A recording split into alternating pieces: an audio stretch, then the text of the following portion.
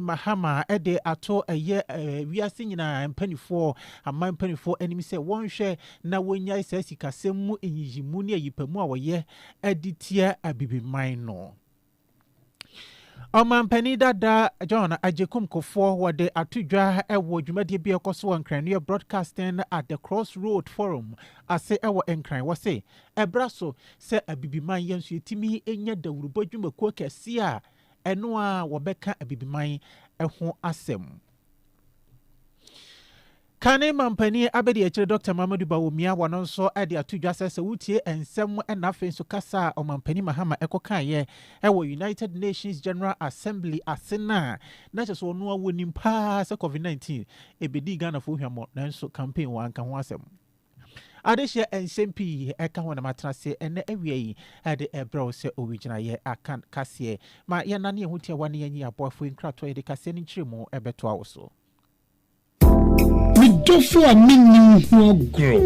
Na say die waduane ni dano ayesronko. Anyo mira. Ohiri spices abefi. Aduane de ayesronko. Ohiri chicken seasoning. Se wo tutu, wo chi ana wo ye akokọ nam ho bibia. Fakakra sum. Froye no. Ohiri stew seasoning ba mama jeta. Jollof no. Ohiri jollof seasoning ma musham ni odew. Fried rice no kra die. Ohiri fried rice seasoning e ma me fridge frede aponchin kakra no me do ohiri go seasoning na ye asam na se ni ra ohiri seasoning powder ya woni beef shrimp noodles any de kekeka anu so de aduane ne hwam ne de no ubedie de bio enti obapa ohiri spices abama yen aduane no aye de efise ne die ne nso aye de ohiri spices e dey e wo dwa hodomu eto phone for 020-780-5398 and 0244-525908 FDA Aji Ejodien Kratoi Atum. Memo atena se ede baka se no so afei ye mo ramoni yemfa ensem no nchiremo yemfa emro. Omampani Mahama enra ebra wogina simpie so ewo New York abruchimemu na wode Ghana yanso anu disem to wiase nyina animu no ewo kache ebra so se abibiman so yetimi ejai sa enhwe animu ne yipamu eye editia abibiman no waso hwe United Nations Security Council abibremu hanomo United Nations ekita eye amai beye se aduonum no obia enitumi so obeka eye amai banum pa wonum ka enka bi no wo say Madam President ye no nkwa na meka wo ebra so se oman anase wiase sikasem ehontotoye na afen so enwumaku ahodo a wiase wonum ehwe sikasem hontotoye no womu etimi edan wonum niamani na yejai sikasem yipamu a ye editia abibiman ene ebeduru eneyi abibiman da so a ye sikasem enye de bia yenko a ye yipamu anase ye yimu editia yen ebraso se IMF na fenso eye World Bank wonum enhyehyeye na fenso wonu dwumadi no wotumi edane ani Omampani Mahama. So today, Madam President, I stand here in this exact spot and ask the world, if not now, then when? We demand not only a reform of the Security Council, but also a reset of the global financial architecture, which is currently rigged against Africa. Africa must have a greater say in the world's multilateral financial institutions. Anuya Omampani Mahama na nudisema wade atudwane bi eno no eye enram. Ejumadi bi ekoso ewo enkran no broadcasting at the Crossroad Forum ewo enkran. Na jumadi ye Africa Media Bureau na edi jumadi no ahyehye so na wotonsa edi frɛ empanifo dodo na ema Omampani dada John Ajekum Kofo wono so na no nyam wota akire pa na akra enkasa ye mu no na wode eto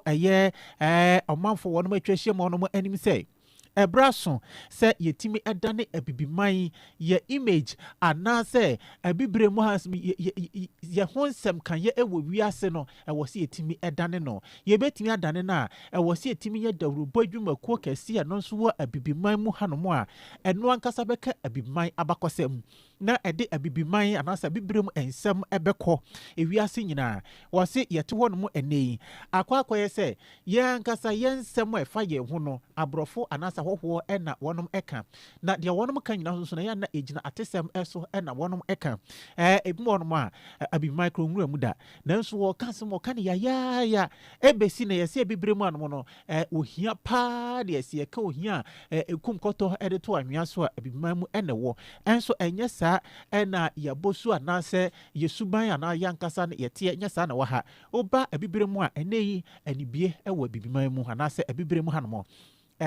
woba na abɛfo kwan so a yɛdidi dwuma a yɛn nso yɛasom paa yɛkɔ yɛnim ɛberɛ so sɛ yɛbɛgyae ohia ɛsu a yɛde ato abibire mu so anasɛ abibiman ɛso na yɛatwa abibire mu mfoni turodoo ɛde akyerɛ wiase ne yɛbɛtumi ayɛ ne saa gye sɛ yɛnya dawurubɔ a ɛno ɛfiri ɛyɛ abibire mu ha yi a na ɔno atumi aka yɛn ho nsɛm wɔbɔ ɛyɛ television stations bi a wɔnom ɛwɔ South Africa, Nigeria, Nairobi a ɛno ɛwɔ Kenya abayi sɛ wɔnom ɛpo mmɔden sɛ wɔbɛpia nanso wɔnom ɛntumi nnuru hɔ nom ɛsɛ wɔhwɛ baabi a BBC, CNN, Al Jazeera, France 24 wɔnom aduru no na kyɛ sɛ abibire mu anom yɛntumi nya dawurubɔ adwumakuo bi a ɛbɛtumi asɔre na wɔno nso atwa ɛyɛ abibire mu mfoni ɛde aduru baabi a wɔnom aduru no kane mampani abɛdi akyerɛ Dr. Mamadou Bawumia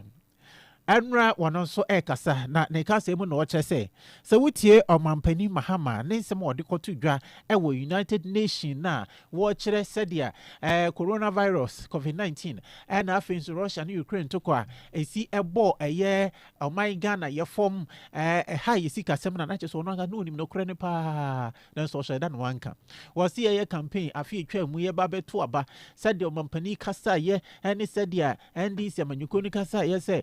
COVID-19 ameyɛ hwee wɔn mu edi ntrɔle fa ho na ne wakɔ kɔgyina wiase nyinaa nim ɛka ɔhaw ɛde brɛ na kyɛ sɛ wɔnim no korɛ no enti Ghanafoɔ muntum hɔfo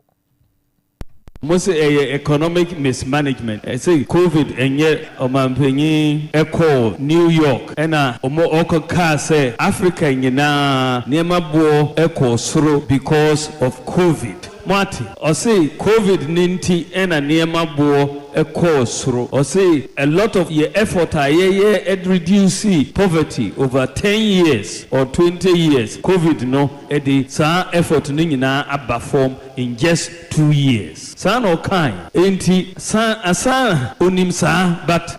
wanka election no. Enye sa onim ni kure no ba wanka yen yehu problem no omo ehu problem no. Enti nyame adom obi abehu bibia ne kure ne da. Enti 2028 yen sesan ya adwen yen fa emma Dr. Bawumia ene MPP na yen fa economic management no enkoso because we got it right. Eno eye kane mampani abedi akyire Dr. Alhaji Mamadou Bawumia wono nene na yetiye no mamemfa wo entoa so na yekopie mo ewo asyeya ehwe dawrubo adwumako eso mekyere Communication Ministry, Digital Technology and Innovation. Ononya for Samuel Nete George wono ena eye oswafo de masa asuyeye. Wono so akasa enifie ya na nkasa ye no na efa ehihye ya efa dawrubo eho ewo oman mu no oche se ebra so se dane ani na enche bia ye ba bedane ani. Woso ohwe ehihye bia na ebo TV, radio, ni newspaper ho bra na ene yakoye nim eniama esesa ene internet eno krampokra kwa chire krasene de aka ni nyina enti ebraso na enche bia wone eye aban so afo wono hwa aban kitan wodi ensem so eye government ministry in charge of government communications wonom eba betena se na chese wonom atoato nyo behwe ba bia ya de fa bi ye na fe wonom adane eye enhyehyeye no ani. The Ministry of Communication, Digital Technology and Innovation is reviewing Ghana's broadcasting policy framework to reflect the realities of digital convergence, where radio, television, and internet-based broadcasting increasingly overlap within a single ecosystem. In light of this, My ministry will collaborate with the Ministry of Government Communications and other key stakeholders to take a dispassionate look at the current broadcasting bill with a view to making it reflective of the nuanced realities of today's world. The government, working with the NCA, is taking steps to ensure compliance with the conditions of broadcasting authorizations that have been issued. Recent audits of FM and TV authorizations, together with spectrum monitoring exercises, are to ensure that only compliant and operational stations remain on air. This protects spectrum integrity, strengthens the credibility of our authorization regime, and ensures quality of broadcast. Na ononyafo Samuel Nete George Eko so esre eyeda rubadwumako ni nyina se yenhwani enya de etene wo se unim papa ye na wanya Bible say ebone ma wo se unim se wo se wo apply for renewal of your license na se wanye eno ebe bone ma wo yenhwe se de ye nyina ebefa emrakwan mu na ebe ye pepepe. I urge all broadcasting authorization holders to do what is right. Apply for your renewal on time, which means 90 days before the expiration of your 5-year license. Pay your fees, your yearly fees. Comply with the technical regulations of the NCA. As your presenters on your stations hold governments to accountability, please ensure that you also are accountable with the authorizations that the regulator has given to you. Else, when you are shut down, it is not Sam George, it is you. Na ye de etene na enya sa na se o radio station na se o TV station no se e katum se kabo enya me enya Sam George eye wa usuma wa no wanye de ye ene de etene enti na yatum eno eye ononyafo Samuel Nete George oswafo a wo hwe eye de rubo ensem eso medewo eto aso na yebo e de awramu a mame orahire obobi dako opoku wono ena enei woda Ghana Medical Trust Fund ano Mahama Care woda ano mami ene nadwumefo wonom aboanan ene wo babepemu asantemante mu hanomo a ene aprobo adwuma ye ho aprobo a ena wode ebaye na obaye no okohutwa edefa eye konfonoche aban ayaresabia afi osan kokopie mu wo Kumasi South Regional Hospital honomo na okoye ekokobo anan ewieye oko eye oswafo a wono eda santimantem ano mechire ononyamfo Frank amakohene ne naiso woni nyina ene bo anan ne wono kokofa mu ewo gi ene de keka ho nyina owieye ene wo chese no kwasem baabi ye duru na ehohia pa se ye yare sabia hodo no ye betimi ahye wonom dwumadie emu ekena na akade ahodo a wonom ewo ene de abohia no yetimi eda ne ene wo se emfidie bi he wo konfano cha ban yare sabia okonoma enyi papa ebi krampo di be se emfie aduasa na afin so emfie aduanan a ye de ye adwuma ohawa na de be ma yen enti baabi edu na ewose etimi eda ne eniama eni mame obobi dakon opoku. All of them come into the Konfanochi Teaching Hospital, and for them to have a facility that is virtually running on equipment that are outdated, so many years old, and clearly you look at it and you know that they really need the help, and it's important that corporate Ghana, government, all of us head there to give them the kind of support that they need to do their work. It wasn't just listening to management, but it was also as we took a walk through the facility and looking at some of equipment that was installed 2005, there's some that was installed even in the 90s and all. Clearly, you know that it's about time that we did a retooling of our major teaching hospitals as well as the regional hospitals. We are also ending our tour in the Kumasi South Hospital, and that serves as a regional hospital for the Ashanti region, and I'm sure that you have also seen what's happening here. Na owie ye no wacha se eye pa se ye bo anan eba ye ye hwe se wonomo a owo Kumasi South regional hospital hono no ye betimi awie eye sewua na chese ye de oma ko ne be ye eye Ashanti regional hospital no ankasa na meba ye eye pa esanse ye hunu sadia empomoden adwumako na se aresabia na etia ye adwuma no ebia na yentimi enwie anase yentimi enye ne yentie ye se ye betimi aba na yaba behwe sadia adwuma na ankasa tie sadia akade no etie sadia be ye yenso adwuma no ebetimi aye na awie ye. We are hoping that, as they have said, they are waiting for government to move them out of here so that they go and occupy this area, regional hospitals, so that at least those ones, there are new medical equipment there that will help them to discharge their duties with all the help that they can. So it's important that we take into consideration that the Ghana Medical Trust Fund can simply not start its work without doing a needs assessment. And we're happy we came, we saw, we will go and put our report together, and I'm sure that we'll start work immediately. Uraire Obobi Dakun Opoku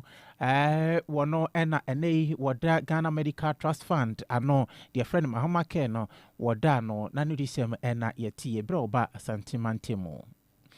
Ye remwa na ye kwakopimo ewo Association of Ghana Industries wonom ena so Dr. Humphrey Ayim Dake wono ena eye president eda Association of Ghana Industries ano wade ensam atudwa na nsam no ekire se omayimo ohaw kese pa esusika krabia eye banks ohaw a eso wo pa eye besia ye bo ayentua wo ma ebo besia na wonom adwane besia no obo wi a ode kokodi dwuma na wokọ na eno potoka se me friend non performing loans na no wo say eduru ba bia na eye ensi ho a ededa so no ewo soro eno nti nipa na nkasa no okokwaje besia na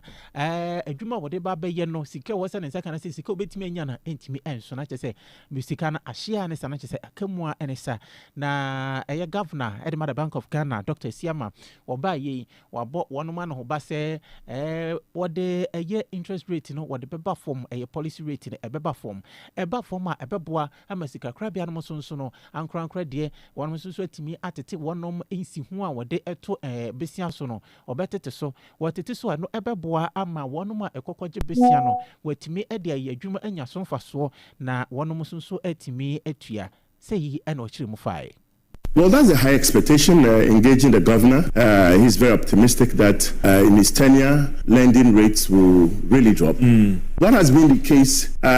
Prices reduction or lending rates in reduction, there are other factors in the formula that the commercial banks uses. And then the non-performing loan has been one of we have high expectation. And I think the BOG also did one thing that I thought was quite interesting by making sure that the GESO, being one of the guaranteeing schemes, hence the guaranteeing provision can be collateralized with the Bank of Ghana. So therefore it's stirring a lot of interest within the commercial banks to step up to the plate to do real banking and proper lending. And as the events play out, as the inflation trends goes down and the policy and the T-bills goes down, that is why I'm urging that we should get about 18.5%, and therefore that will stir and give the models of the banking industry another look. Eno ebema eyesika krabia no yetimi adane wonum eniama ani we president edema Association of Ghana Industries Dr. Humphrey Ayim Dake. Executive Secretary Edema National Commission on Small Arms and Light Weapons Dr. Adams Bona was say the entire galamsey and also so ne kono abeye den etuo ahodo a abedi omanfo ensema enam emrakwan so was say enche ye bia ena amamofo ensa eso ehyen bia na no efrin kran na ni echire mu ba kumase wono eso mu na chese akode nko a ena egum sa akode nyina na empempi na ekokodi ni pabonefo ensem anase nipa ensem fata wonom ensem na akode ekokodi ekokoba ne sa dodo na ekokodi galamsey fo no wonom ensem na enya kokopiem ewo honom sa ne kono ayekoden aye na esanse okwa enka bambofo etu wonu mekita wo ma wose galamsey fudwan na wo msunso wo kita bi entutu a na mato eno kan obi ama galamsey ne ko aye den we Dr. Adams Bona.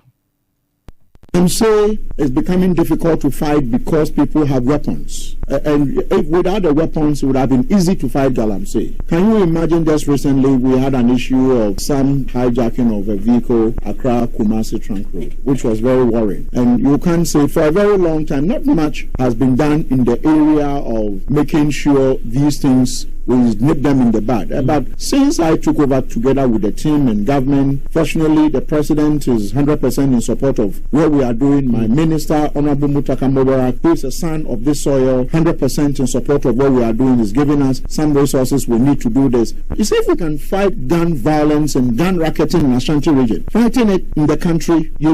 nationwide will be easy. If we can fight it in Ashanti region, I tell you that we should be able to deal with it the way we expect, because the numbers are, it's gone up more than 100%, from first quarter to the first quarter. We published the second quarter not quite long, but you see, this is something that I would say this government inherited. For a very long time, not much was done to ensure that stockpiles of weapons that are in the hands of wrong people. Na chese akodia eba bedi nipa bonefo nsema na se nipa ni se akodia ba wo nsem a eba wo no nsem no eno kan bi na ama ene galamse ne kono aye koden na woto aso akire mu se enche bi a omampani anaso osoafo a wo hwe ye afisem bambo ensem so ede nsem betudwa eno eyen hyehye ne akwan a wodi egu akwan mu na watu esa efa eye akodia nketenkete a ekodi nipa bonefo anase nipa ebinum ensem. Not so far,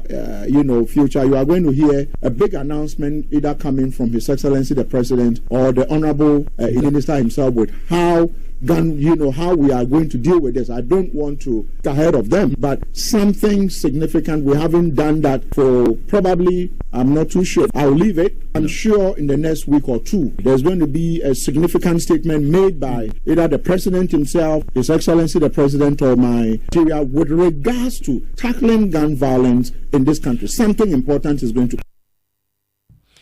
Na eno no wase enche bia announcement kese bi eba na dia eba no efa ekwan a wobefa so na wako na se wonom asori ede etia akodie nketenkete a na se akodi a ekokodi ebinom ensem.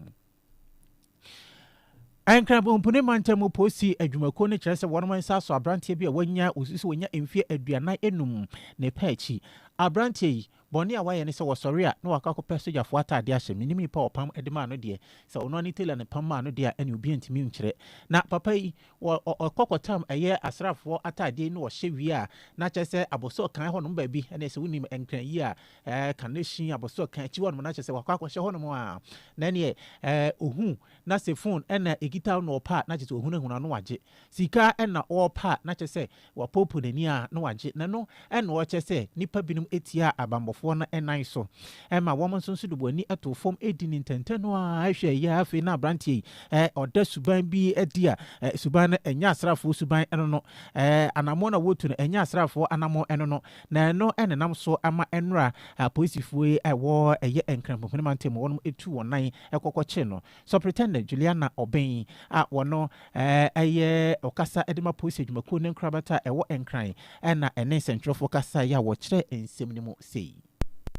2 months and counting. No yani so so na pa no hye Saturday ya na kwa kojina esa abron ne so. Didifo na etwemu a na abon wontrene. Ni kra na ehia ono no na waje nipa bia okwa koye na dwuma ewo ye aboso kan ne importem ho no no na wabon wontrene. Ni hia no na waje. Ni nya asa ne ntie no ye toye bo ni beka say monitor no for a certain period. Ni hu se no kra ne ye informants ene ye ebe hye no. Na Nra any two anamo eko eye biaya na yesisu ana yegitumu se ogina hono no ene ensa eko kano na Superintendent Juliana Eko so ede kokoboko de ma nipa bonfo ahodo a wonom ehihye ntokuru mu se monam ho so munyai nipa bonfo sem obi a wosusu bone ni jai na yensa so mu a yedo ebesigina emra anim. Esa wo hyɛ so sɛ emra no ɛyɛ adwuma ɛwɔ man mu ɛni nti sɛ kɔba ne sɛ wonante wonwumadie bibibia wo yɛ bia mu no ɛkɔkɔtia emra na Ghana ɛde adwuma na ɛade a policefoɔ ensa ɛbɛka na sɛ ensa council a yɛde ho bɛkɔ akɔgyina ɛyɛ court na ne court nso wɔ no yɛaka ɛde